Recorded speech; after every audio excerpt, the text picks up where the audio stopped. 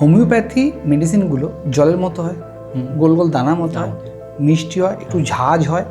ওষুধের বর্ণনাগুলো এরকম কেন, বা ওষুধের ক্যারেক্টারগুলো এরকম কেন? এটা হোমিওপ্যাথিকে বলে মিষ্টি গুলি ওষুধ। একদম। বাচ্চারা খেতে খুব পছন্দ করে, বাচ্চাদের খুব ফেভারিট মিষ্টি মিষ্টি ওষুধ। কোনো ওষুধ খায় না, হোমিওপ্যাথি ওষুধ খাওয়া ওষুধ।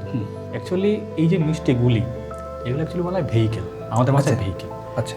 আমরা কমনলি ভেহিকেল বলতে যেটা বুঝি সেটা হচ্ছে ট্রান্সপোর্টের মিডিয়া। তো হোমিওপ্যাথি ওষুধ, এবার দেখো কিছু ওষুধ কিছু পার্টে গিয়ে অ্যাবজর্ব হয়, কোনোটা মুখে গিয়ে অ্যাবজর্ব হবে, কোনোটা পেটে গিয়ে অ্যাবজর্ব হবে। ধরো আমার এখান থেকে যদি আমাকে দূরে যেতে হয়, তাহলে আমাকে কিন্তু কিছু একটা অ্যারেঞ্জমেন্ট করতে হবে, কোনো ট্রান্সপোর্ট। ঠিক ঠিক। আমি যদি কাছে কোথাও যেতে চাই, তা আমি উইদাউট ট্রান্সপোর্টে চলে যেতে পারবো পায়ে হেঁটে। ঠিক ঠিক। তো ঠিক হোমিওপ্যাথি ওষুধটা যে জায়গায় অ্যাবজর্ব হবে বা যে জায়গায় এফেক্ট করবে, যে জায়গায় কাজ করবে, তার জন্য কিন্তু একটা ভেহিকেলের প্রয়োজন আছে।